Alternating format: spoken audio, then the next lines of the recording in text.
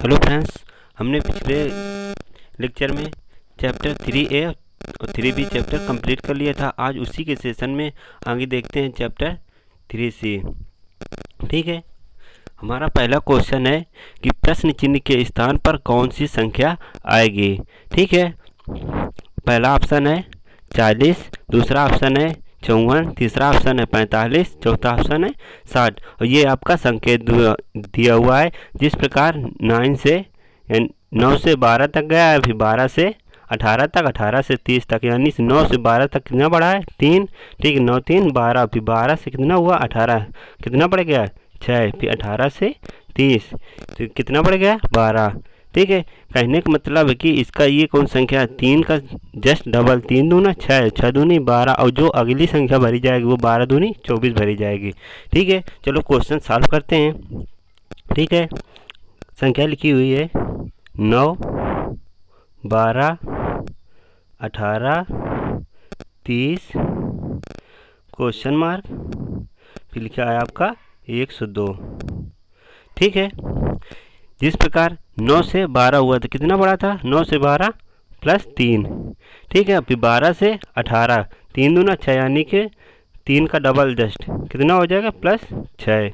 ठीक है, 18 से 30, ठीक है, 6 का जस्ट डबल, 6 दूनी 12, कितना बढ़ जाएगा यहाँ पर 12।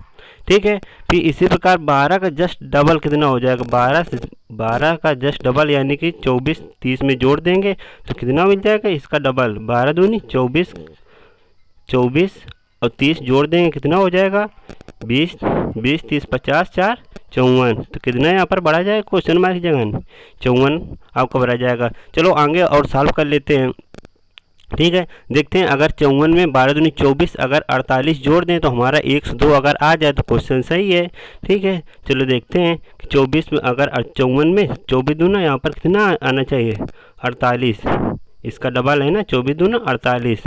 जिस प्रकार 3 का डबल 6, 6 का डबल 12, 12 का डबल 24, 24 का डबल 48, तो 54 में अगर 48 जोड़ दें तो अगर 102 आ जाए तो हमारा क्वेश्चन सही है। ठीक है, चलो देखते हैं 48 और 54। ठीक है, 8 4 12 और 5 4 9 1 10, यानी कि इससे साबित होता है हमारा क्वेश्चन सही है। तो आपका ऑप्शन नंबर कौन सा होगा, ऑप्शन नंबर दूसरा हो जाएगा। ठीक है, आई होप आप लोगों को समझ आ रहा होगा। ठीक है, अगर कोई भी दिक्कत पड़ रही है समझने में, अगर नहीं समझ पा रहे हैं तो हमको कमेंट बॉक्स में बता सकते हैं। ठीक है, चलो अब देखते हैं क्वेश्चन नंबर दूसरा।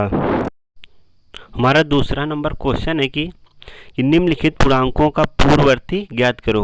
ठीक है, हमको पूर्ववर्ती निकालना है, यानी कि पहले क्वेश्चन कह रहा 6 का हमारा पूर्ववर्ती। पूर्ववर्ती का मतलब होता है जो भी संख्या लिखी होती है, मानो संख्या 7 लिखी है, ठीक है, हमको 7 का पूर्ववर्ती बताना है।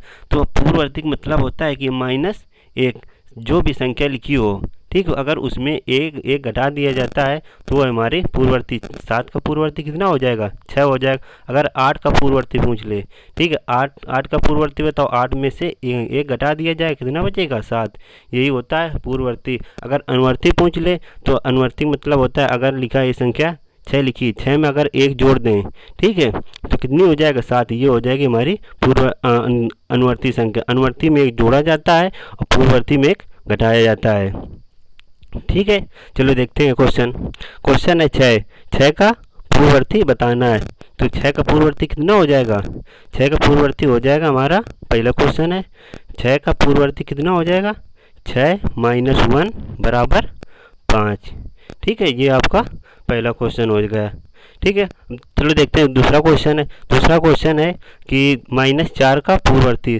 तो -4 का पूर्ववर्ती कितना हो जाएगा, दूसरा क्वेश्चन है तो -4 का पूर्ववर्ती, ठीक है, हमको घटाया जाता है पूर्ववर्ती निकालने में, तो -4 - 1, ठीक है, कितना हो जाएगा -5। ये आपका हो गया आंसर। ठीक है, अब देखते हो अगला क्वेश्चन देखते हैं। क्वेश्चन है तीसरा, -19 का पूर्ववर्ती बताओ। तो -19 में से एक घटा दिया जाएगा, -19 में से एक घटा दिया जाएगा, कितना बचेगा -20। ठीक है, ये आपका पूर्ववर्ती हो जाएगा। ठीक है, इसी प्रकार चौथा नंबर क्वेश्चन है कि -996 में से -996 का पूर्ववर्ती ज्ञात करो। तो -996 में अगर एक घटा दें तो इसका पूर्ववर्ती कितना हो जाएगा, -997। ठीक है, हमने पिछले लेक्चर में मल्टीप्लाई जैसे माइनस मल्टीप्लाई माइनस क्या होता है, प्लस होता है। इसी प्रकार हमने पिछले लेक्चर में बताया था कि अगर संख्या माइनस प्लस बार माइनस है, बीच में प्लस है, फिर इधर भी माइनस है। ठीक है, तो जब माइनस माइनस जोड़ेंगे और बीच में प्लस है तो वो माइनस ही आएगा। ठीक है, आई होप आप लोगों को समझ आ रहा होगा। ठीक है, चलो देखते हैं क्वेश्चन नंबर अगला। क्वेश्चन नंबर अगला है 5वां नंबर क्वेश्चन है कि 0 का पूर्ववर्ती बताओ। तो 0 का पूर्ववर्ती कितना हो जाएगा, 0 का पूर्ववर्ती कितना हो जाएगा, -1। ठीक है, 0 का पूर्ववर्ती -1 हो जाएगा। ठीक है, हमने संख्या रेखा में बताया था कि मध्य में 0 होता है। चलो देखते हैं, यहाँ पर संख्या रेखा में हमने बताया था कि मध्य में 0 होता है। जैसे चलो देखते हैं, ये आपकी संख्या रेखा हो जाएगी। ठीक है, ये संख्या रेखा हो जाएगी। यहाँ पर कितना होता है, 0, यहाँ पर 1, फिर यहाँ पर 2, फिर 3, 4, 5, 6 डॉट डॉट इधर चलता रह जाता है। ठीक है, फिर इधर -1, -2, -3, -4 इधर चलता है, तो -1। ठीक है, तो हमसे क्या पूछ रहा है, 0 का पूर्ववर्ती बताओ। तो 0 का पूर्ववर्ती कितना हो जाएगा, हमने अभी आपको बताया कि जब भी पूर्ववर्ती पूछे तो इसमें एक घटा दिया जाता है। ठीक है, तो 0 का पूर्ववर्ती कितना हो जाएगा, -1 हो जाएगा। ठीक है, यही आपका हो जाएगा आंसर। ठीक है, चलो अब देखते हैं क्वेश्चन नंबर अगला। Question number 3। क्वेश्चन नंबर 3 क्या कहता है, चलो देखते हैं क्वेश्चन नंबर 3। क्वेश्चन नंबर 3 है, क्वेश्चन नंबर 3 आपका है कि खाली स्थान में ये खाली स्थान में ये बनना है कि कौन सी संख्या बड़ी है। ठीक है, चलो देखते हैं का नंबर क्वेश्चन है। ठीक है, क्वेश्चन नंबर का -3 + -6। ठीक है, जब भी ये पूछे, जब भी बार माइनस लगा हो, बीच में प्लस लगा हो, फिर इधर भी माइनस लगा हो। ठीक है, ऐसे तो ये जो होता है, ठीक है, यहाँ पर प्लस हो और बार बार माइनस हो, तो जब इनका दोनों को जोड़ा जाता है तो यहाँ पर माइनस का ही चिन्ह आएगा। ठीक है, जब दोनों संख्याओं को जोड़ा जाता है, अगर यहीं पर माइनस होता और मल्टीप्लाई चिन्ह होता, यहाँ भी माइनस होता, ठीक है, इस तरह से लिखा होता, ठीक है, तो भी यहाँ पर प्लस आता है। ऐसा मत करना कि माइनस माइनस प्लस कर दो, इसमें बीच में अगर प्लस लगा है तो बीच वाले प्लस में नहीं होता है। अगर ये मल्टीप्लाई चिन्ह लगा होता बीच में तो माइनस माइनस प्लस हो जाता है। ठीक है, आई होप आप लोगों को समझ आ रहा होगा। ठीक है, चलो देखते हैं क्वेश्चन नंबर का। क्वेश्चन नंबर का है कि -3 -6 जब दोनों को जोड़ देंगे तो -3 और -6 कितना हो जाएगा, -9 हो जाएगा। ठीक है, और दूसरे क्वेश्चन में -3 है और ये जो अंदर होगा, अंदर इसका गुणा हो जाएगा, अभी हमने बताया। ठीक है, माइनस माइनस क्या होता है, माइनस माइनस प्लस हो जाता है। इधर भी माइनस है, इधर भी, ये देखो, चलो देखते हैं, -3 ये माइनस है, ठीक है, -6, ठीक है, तो यहाँ पर कितना हो जाएगा, -3, ये अंदर जाएगा तो इसमें गुणा हो जाएगा। जब ये ब्रैकेट लगा होता है इसका मतलब ये होता है कि यहाँ पर मल्टीप्लाई चिन्ह है। ठीक है, जब ये अंदर जाएगा तो इसको क्या कर देगा, प्लस कर देगा, माइनस माइनस प्लस। अभी हमने बताया कि माइनस मल्टीप्लाई माइनस क्या होता है, प्लस हो जाता है, तो माइनस के अंदर जाएगा, इसमें प्लस कर देगा तो कितना हो जाएगा, प्लस का 6 हो जाएगा। ठीक है, तो कितना आ जाएगा, प्लस की 6 में -3 घटाया जाएगा, कितना आ जाएगा, प्लस का 3 आ जाएगा। यही आपका आंसर हो जाएगा। ठीक है, तो ऊपर वाले में कितना निकला, इधर वाले में -9 निकला, इधर वाले में +3 निकला, तो कौन सी संख्या बड़ी होगी, इधर वाली, ये वाली संख्या बड़ी होगी। ठीक है, आई होप आप लोगों को समझ आ रहा होगा। ठीक है, अब देखते हैं क्वेश्चन नंबर खा। क्वेश्चन नंबर खा है कि -21, ये देखो यहाँ पर अभी हमने बताया कि ब्रैकेट के बाहर भी माइनस लगा है, अंदर भी माइनस लगा है। जब ये ब्रैकेट के बाहर और माइनस की चिन्ह लगा होता है तो ब्रैकेट में लिखा होता है ये, तो यहाँ पर मल्टीप्लाई का चिन्ह होता है। ठीक है, तो -21 माइनस के 21, जब ये अंदर जुड़ेगा माइनस माइनस क्या हो जाएगा, प्लस, मल्टीप्लाई चिन्ह है ना, तो माइनस माइनस क्या हो जाएगा, प्लस। तो यहाँ पर कितना हो जाएगा, प्लस का, यहाँ पर माइनस के 21 है तो यहाँ प्लस के 21 हो जाएगा। ठीक है, माइनस माइनस प्लस हो जाएगा। ठीक है, तो यहाँ पर कितना, माइनस के 21 में से प्लस के 21 कितना आ जाएगा, ये आपका 0 आ जाएगा। ठीक है, चलिए देखते हैं इसमें माइनस के 21, यहाँ पर प्लस है, फिर माइनस के 21। ठीक है, तो यहाँ पर हो जाएगा माइनस के 21, अब यहाँ ये प्लस का है। ठीक है, तो प्लस वाला चिन्ह लेंगे नहीं, ब्रैकेट में लगा है माइनस, तो माइनस वाला चिन्ह लेंगे। ठीक है, जब भी ब्रैकेट के अंदर माइनस के चिन्ह लगा है, अगर बाहर का प्लस के चिन्ह लगा है तो प्लस वाले चिन्ह को नहीं लिया जाता है, माइनस वाले चिन्ह को लिया जाता है। ठीक है, अगर यहाँ पर माइनस का चिन्ह बीच में लगा है, अगर ये अंदर का वाला प्लस का है, तब भी माइनस का ही चिन्ह लिया जाएगा। ठीक है, माइनस के 21 और फिर भी माइनस के 21, तो माइनस के 21 माइनस के 21 तो माइनस के 42 हो जाएंगे। ठीक है, तो कौन सी संख्या बड़ी हो जाएगी, 0 बड़ी होगी कि माइनस के 42 बड़े होंगे। ठीक है, अभी हमने संख्या रेखा में बताया। ठीक है, कि ये माइनस के 42 है और ये प्लस का 0 है, तो कौन सी संख्या होगी, प्लस की 0 वाली संख्या बड़ी होती है।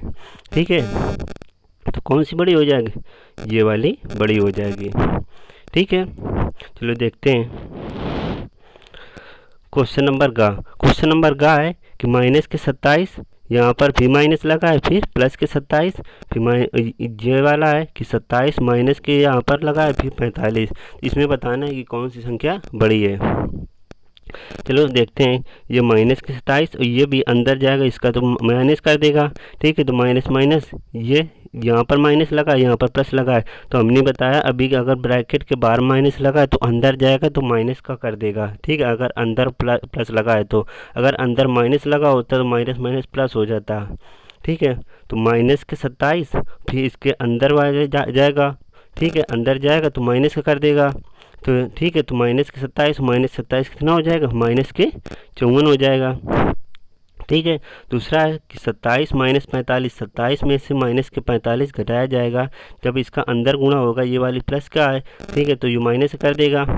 ठीक है, तो यहाँ पर कितना होगा, 27 में से 45 घटाया जाएगा तो कितना बचेगा, चलिए देखते हैं। 45 में से अगर 27 घटा दिया जाएगा तो कितना बचेगा, आपका 18 बचेगा। ठीक है, वो भी किसका, माइनस का। तो माइनस के 18 बड़े होंगे, माइनस के 18 बड़े होंगे, यहाँ पर आएगा 18। ठीक है, माइनस का, माइनस के 18 बड़े होंगे कि माइनस के 54 बड़े होंगे। ठीक है, कौन सी संख्या बड़ी होगी, तो माइनस के 18 बड़े होंगे। ठीक है, जो भी संख्या जितनी बड़ी होती है, अगर उसमें चिन्ह माइनस का लगा तो वो संख्या उतनी ही छोटी होती है। ठीक है, अगर यहाँ पर 0 लिखा होता, यहाँ पर अगर -1 लिखा होता, -1 लिखा होता, यहाँ पर -18 लिखा होता, तो कौन सी संख्या ज़्यादा बड़ी होती, ये वाली हमारी संख्या ज़्यादा बड़ी होती। ठीक है, आई होप आप लोगों को समझ आ रहा होगा।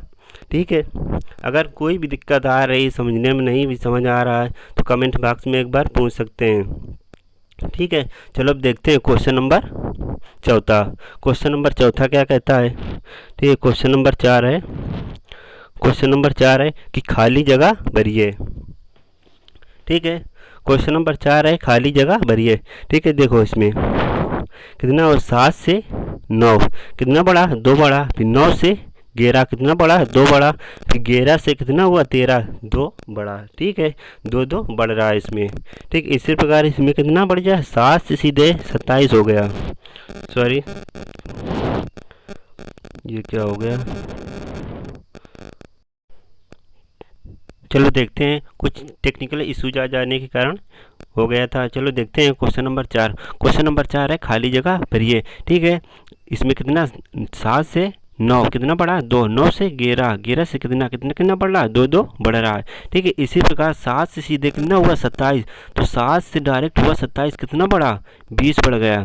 ठीक है, फिर 27 से 47, अगर 20 27 में से अगर 20 फिर जोड़ दोगे, फिर कितना बढ़ जाएगा, फिर 47, पहले 20 बढ़ा फिर 20 बढ़ा, अगर इसमें भी 20 जोड़ दें, ठीक है, अगर अगली संख्या में 20, 47 में 20 जोड़ दें, पहले 20 फिर 20 फिर 20, तो कितना हो जाएगा, ये आपका 67 हो जाएगा। क्या 67 ऑप्शन में दिया हुआ है। ठीक है, यहाँ पर बनना कौन सा था, 47 ही हमको बनना था। ठीक है, 47 तो ये बनना था, 47 मिल गया। ठीक है, अगर ये चेक करना है कि क्या अगली संख्या जोड़ने पर हमारे 47 आ रही कि नहीं आ रही, तो हमने जोड़कर देख लिया। ठीक है, ये हमको 47 के बाद अगर 20 जोड़ देंगे, अगर 67 आ रही तो हमारा सवाल सही है, अन्यथा गलत है। ठीक है, तो हमने जोड़ा और वो 67 संख्या हमको प्राप्त हो गई। तो इससे हमारा साबित होता है कि ये संख्या, हमारा क्वेश्चन सही है। तो ऑप्शन नंबर कौन सा हो जाएगा, ऑप्शन नंबर 3 आपका हो जाएगा। ठीक है, 47। चलो देखते हैं क्वेश्चन नंबर 5वां। क्वेश्चन नंबर 5वां क्या कहता है, क्वेश्चन नंबर 5 है, क्वेश्चन नंबर 5 है कि निम्न पूर्णांकों का उत्तरवर्ती ज्ञात कीजिए। उत्तरवर्ती का मतलब होता है, उत्तरवर्ती का मतलब होता है कि अनुवर्ती को ही उत्तरवर्ती कहा जाता है, इसमें एक जोड़ा जाता है। ठीक है, अनुवर्ती को ही उत्तरवर्ती संख्या कहा जाता है। ठीक है, इसमें एक जोड़ा जाता है, पूर्ववर्ती में एक घटाया जाता है। ठीक है, हमारा क्वेश्चन है निम्नलिखित पूर्णांकों को उत्तरवर्ती ज्ञात कीजिए। ठीक है, तो 7 का उत्तरवर्ती कितना हो जाएगा, 7 में से अगर एक जोड़ दें, 7 में से एक जोड़ दें तो कितना आ जाएगा, 8 हो जाएगा। ठीक है, -5 का उत्तरवर्ती या अनुवर्ती कह दो, बात को एक ही है। ठीक है, तो -5 का अनुवर्ती कितना हो जाएगा, -5 में अनुवर्ती पूछ रहा या उत्तरवर्ती, तो इसमें +1 कर दिया जाएगा, तो कितना आ जाएगा, -4 हो जाएगा। ठीक है, इसी प्रकार -20 में अगर +1 कर दें, यानी कि उत्तरवर्ती में या अनुवर्ती में एक +1 किया जाता है, तो कितना आ जाएगा, -19 हो जाएगा। फिर अगला क्वेश्चन -997, -997। ठीक है, -997 क्वेश्चन नंबर, ये क्वेश्चन नंबर 5वां है। ठीक है, -997 का क्या पूछ रहा है, उत्तरवर्ती। तो -997 से में -997 से +1 किया जाएगा। ठीक है, कितना आ जाएगा, -996। ये देखो -996 आ जाएगा।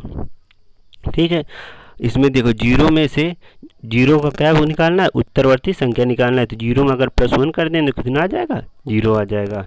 ठीक है, इतना बस आप लोगों को याद रखना है कि उत्तरवर्ती को ही अनुवर्ती संख्या कहा जाता है, और अनुवर्ती संख्या में एक जोड़ा जाता है और पूर्ववर्ती संख्या में एक घटाया जाता है, और कुछ नहीं है सवालों में।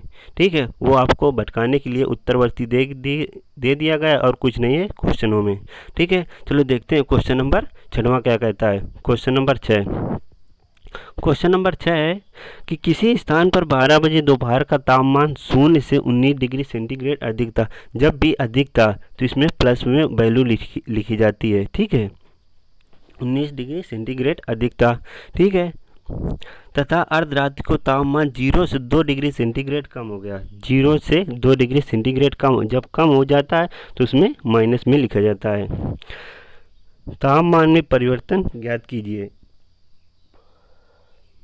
ठीक है, चलो देखते हैं कि 12 बजे दोपहर का तापमान कितना था, 19 डिग्री सेंटीग्रेड था।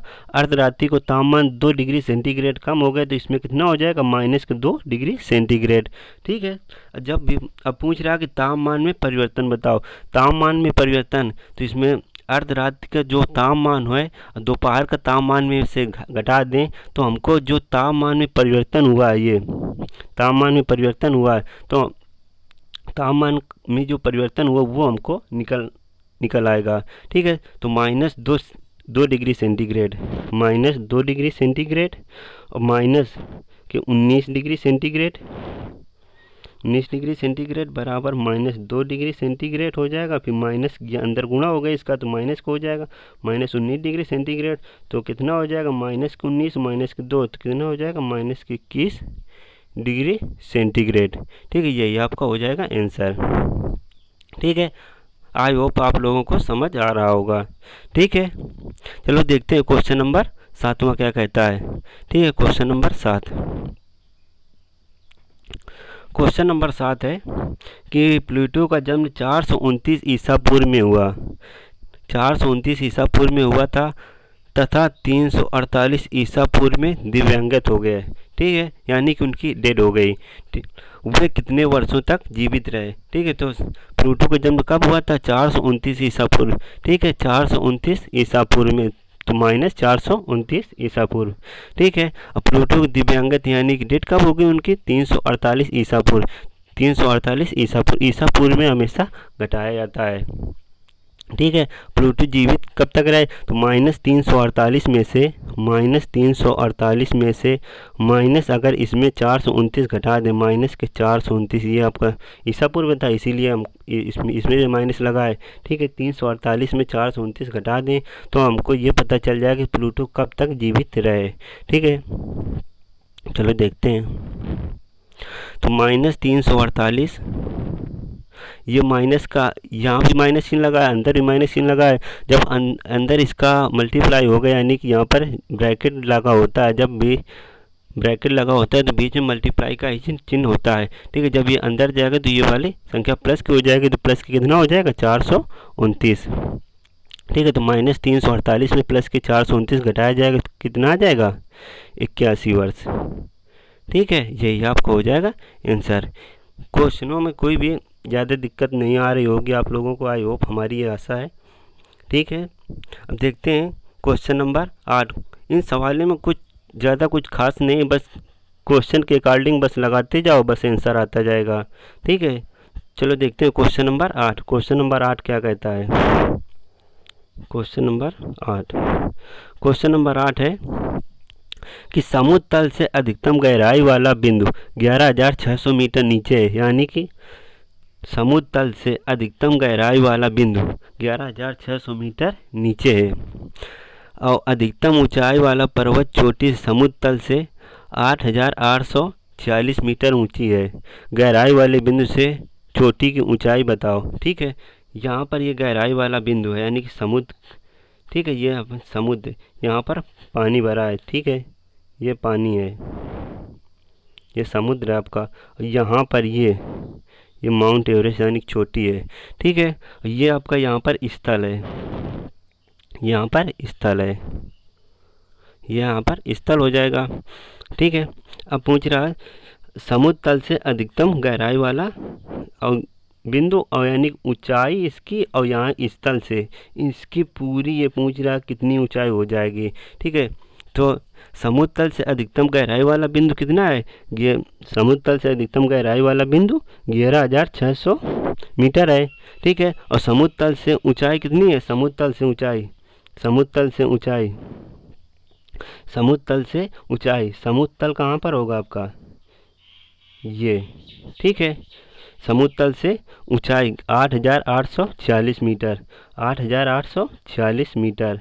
ठीक है, यहाँ से यहाँ तक कितनी है? 8,846 मीटर है। और गहराई समुद्र तल से, ये गहराई समुद्र तल से कितनी है? 11,600 मीटर है। ठीक है, ये सब मीटर में है।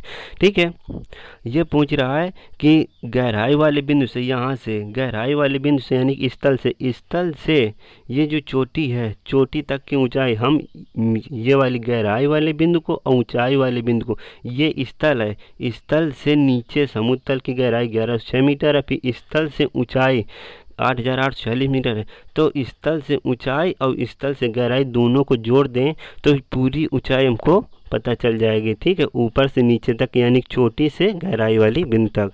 ठीक है, तो गहराई वाला बिंदु प्लस चोटी की ऊंचाई वाला बिंदु दोनों को जोड़ देंगे। ठीक है, 11,600 मीटर, 11,600 मीटर प्लस 8,846 मीटर। ठीक है, जब दोनों को जोड़ देंगे तो कितना आ जाएगा? 20,446 मीटर आ जाएगा। ठीक है, यही आपका हो जाएगा आंसर। ठीक है, आई होप आप लोगों को समझ आया होगा।